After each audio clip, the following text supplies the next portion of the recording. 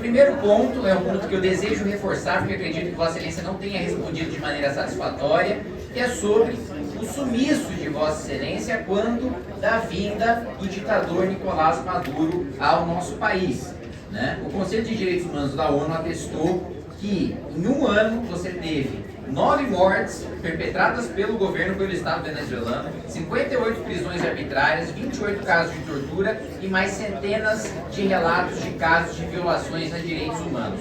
Eu quero deixar aqui bastante claro, uma coisa é uma relação institucional e comercial de um país com o outro. Outra coisa é endossar politicamente o regime de determinado país, que é o que o presidente Lula faz, diferente das relações institucionais. Então, o meu primeiro questionamento é: por que não houve condenação por parte de Vossa Excelência em razão do cometimento de crimes de tortura, de prisões políticas no regime venezuelano, como inclusive dentro do próprio Mercosul nós fomos pressionados por lideranças de esquerda, como o presidente Gabriel Boric do Chile, a termos um posicionamento mais duro e sério para que haja eleições livres e democráticas na Venezuela e seus opositores não sejam caçados.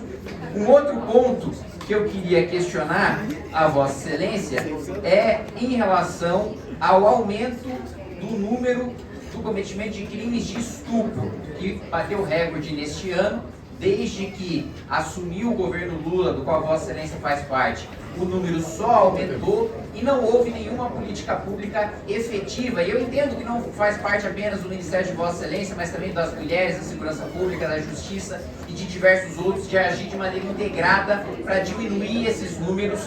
E eu pergunto a Vossa Excelência, eu apresentei um projeto para dobrar a pena em todas as hipóteses. Na hipótese do estupro apenas puro e simples, por assim dizer, do estupro com lesão grave, do estupro contra vulnerável. A maior parte dos estupros são contra vulneráveis, são contra menores de idade.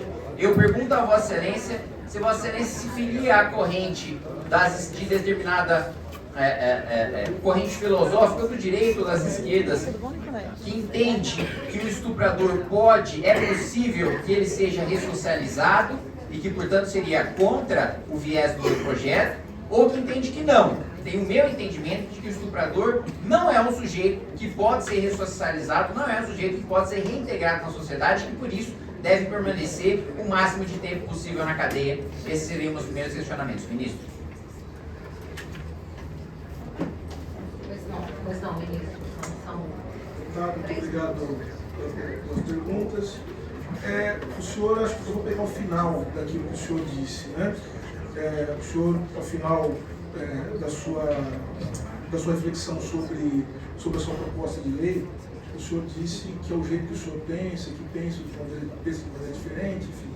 E eu, para responder as questões, eu já inicio dizendo que certamente falo isso com todo o respeito que tenho por Vossa Excelência. Nós somos homens de concepções muito diferentes de mim. Que bom que assim seja, que estamos aqui conseguindo debater e falar no mesmo ambiente, de maneira muito urbana e recordada. Agora, o senhor fala sobre o meu sumiço. Eu quero dizer para o senhor o seguinte, e acho que isso é uma questão retórica por parte de Vossa Excelência. Vossa Excelência sabe que eu sou. Eu vi que o grupo que o senhor faz parte, me mandaram isso, né? Que eu sumi, não eu sumi, estava no Brasil, obviamente. Enfim. Só que eu não sou comunidade da política externa brasileira, para começar. E, segundo lugar, a política brasileira é regida por uma série de campos funcionais, no artigo 4 da Constituição, que o senhor certamente conhece, e que dizem que o Brasil ele deve se esforçar para estabelecer um diálogo, né, falando de maneira grosso modo, entre todos os países e buscar paz, o entendimento. Uma vez que há um conflito que envolve o governo da Venezuela, um governo que faz parte da América do Sul, e o Brasil não deixa de reconhecer a violação de direitos humanos que ocorre na Venezuela, reconhece, assim como reconhece também na Arábia Saudita, assim como reconhece nos Estados Unidos, com a política migratória, e assim como reconhece dentro do seu próprio território. É por isso que nós temos uma série de políticas para minorias, porque nós reconhecemos que o Estado brasileiro tem sistematicamente direito de minoria. Então, nesse sentido, o diálogo com o presidente da Venezuela ou com outros presidentes, ele visa justamente estabelecer aquilo que está previsto no artigo 4 da Constituição, que é a participação do Brasil no cenário internacional com uma postura dialógica. Eu já disse ao senhor e quero repetir, houve uma mesa que foi criada em conjunto com uma série de países, né? E esse conjunto de países estabeleceu uma resolução conjunta de que ia se estabelecer um diálogo, inclusive com a oposição venezuelana, para se chegar a um bom termo em relação ao que acontece hoje. Eu acho que essa é a melhor maneira de resolver conflitos, sem sangue, sem morte, sem destruição. Então, eu quero dizer, são posturas diferentes, são visões de mundo que temos de maneira diferente, mas eu quero dizer que a visão de mundo que eu expresso é a visão que exara do artigo 4º da Constituição Federal e que deve, independente da minha vontade, ou de qualquer outro dirigente ou homem público, conduzir a política externa do Brasil. Deputado Kim, tem tempo de liderança, não é? Isso, agregar o tempo de réplica de liderança, presidente. Primeiro, ministro, eu acho que Vossa Excelência, quando eu fiz essa afirmação, estava distraído. Eu disse que não negava a importância de relação institucional e de relação comercial com outros países, independentemente dos seus regimes. Como dita a Constituição, como Vossa Excelência mesmo disse. O que eu condenei foi o endosso político ao regime venezuelano que há por parte do presidente Lula. E o sumiço, e que nós denunciamos de Vossa Excelência, evidentemente Vossa Excelência sabe que não é um sumiço de fato, não é um sumiço do espaço-tempo, é um sumiço midiático-político, de falta de posicionamento, de falta de ser vocal, como Vossa Excelência é em tantas matérias, deixou de ser quando um ditador sanguinário teve o seu regime endossado politicamente, pessoalmente, pelo nosso presidente da República, que é o seu chefe. Também não houve resposta, senhor ministro, em relação à questão do estupro, em relação às políticas públicas de combate ao estupro, e se há um entendimento por Vossa Excelência de que um sujeito que comete um crime de estupro pode ser ressocializado, deve retornar à sociedade, o Estado deve empreender esforços e recursos para que alguém que cometa um estupro volte a conviver em sociedade, ou se não, se esse sujeito, como eu defendo em meu projeto, coloquei na minha primeira fala, deve ficar preso o máximo de tempo possível. Outro questionamento que gostaria de fazer a Vossa Excelência, senhor ministro, é sobre o Tribunal Penal Internacional. O presidente Lula já aventou a possibilidade, e o Partido dos Trabalhadores já denunciou o ex-presidente Jair Bolsonaro no Tribunal Penal Internacional. E o próprio presidente Lula já falou sobre o Tribunal Penal Internacional, sobre a possibilidade dele prender o ex-presidente Jair Bolsonaro. Só que quando questionado sobre a vinda de Putin ao Brasil, que é um sujeito que, segundo o Tribunal Penal Internacional, deve ser preso, e o Brasil é signatário do acordo que constituiu, né, o Tribunal Penal Internacional, ele disse que desconhecia o tribunal. Então, primeiro, uma mentira, porque ele já havia citado a existência do tribunal previamente. E o segundo ponto foi a afirmação do ministro Flávio Dino, e para não ser leviano aqui, eu vou repetir ipsis literis o que ele disse. Em algum momento, o Brasil pode rever a adesão a esse acordo, falando sobre o Tribunal Penal Internacional. Uma das funções primordiais do tribunal, senhor ministro, é preservar os direitos humanos e é condenar quem fere direitos humanos, como é o caso do presidente Putin, que invadiu uma nação soberana, uma nação pacífica, e que o Brasil se negou a conceder sequer blindados Guarani, não para guerra, mas para ajudar feridos, para ajudar ajuda humanitária para aqueles que estavam sofrendo com a guerra e estão sofrendo hoje com a guerra na Ucrânia. Esses blindados não tinham caráter militar, mas ainda assim o presidente Lula se negou a dar essa ajuda a este país e nós sofremos as sanções internacionais em razão disso. Então eu pergunto a Vossa Excelência, Vossa Excelência corrobora a afirmação do ministro Flávio Dino da possibilidade de nós sairmos do Tribunal Penal Internacional para receber Putin, que também é um ditador, no nosso país, sem que o nosso país tenha a obrigação de prendê-lo, justamente porque nós somos signatários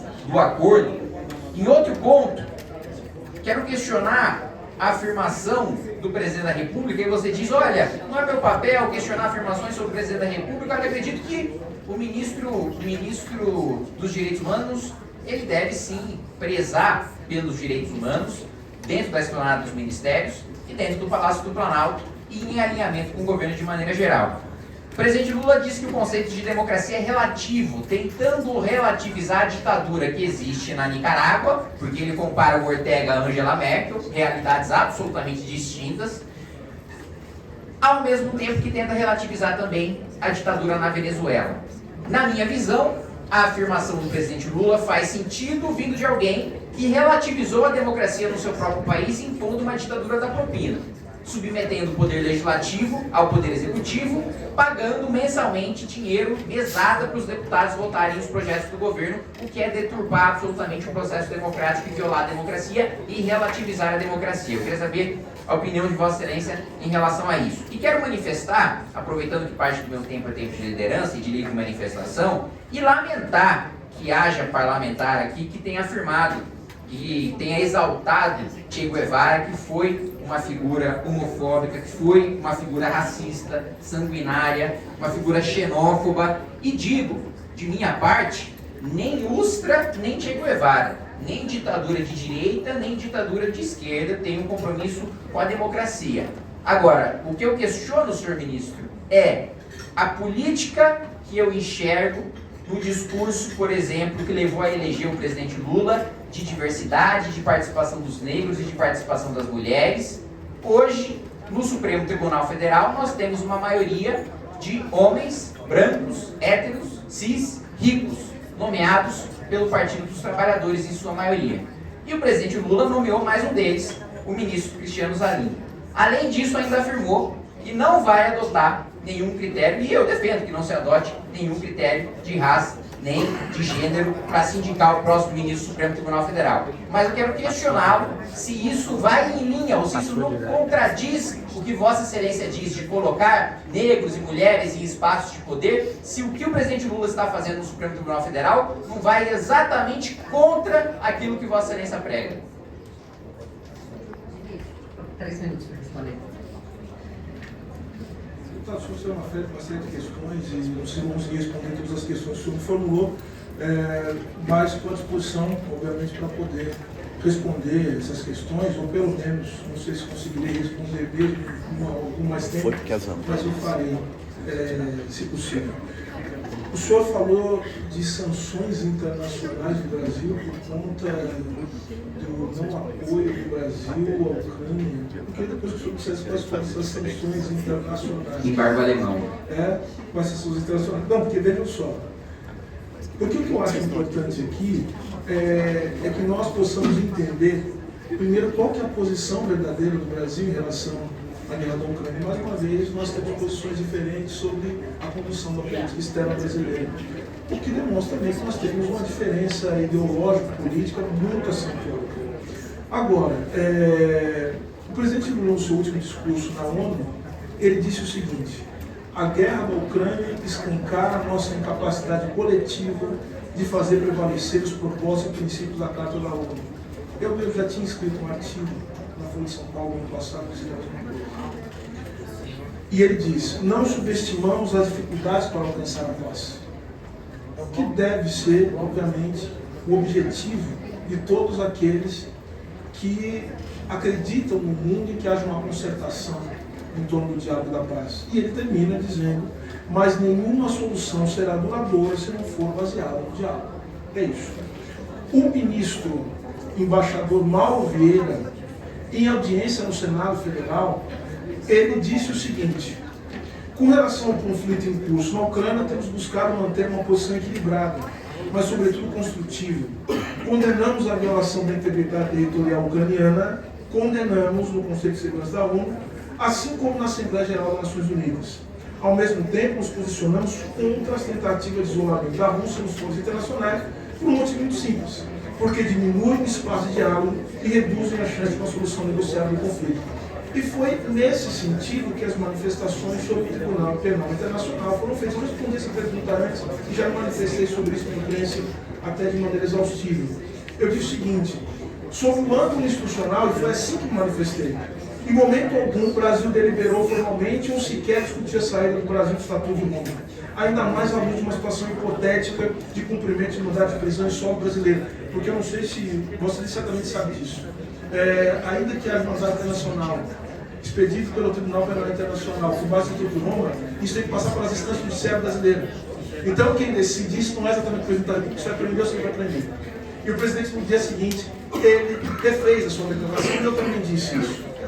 Ele disse: acho que críticas às relações assimétricas de poder e à instrumentalização dos direitos humanos. Esse é o ponto. A crítica às relações assimétricas de poder é o que acontece no campo dos direitos humanos. Eu não sei se tem mais tempo, mas o senhor também me perguntou sobre... Ministro, o tempo já esgotou. Eu estou à sua disposição para poder continuar nesse nosso diálogo muito importante.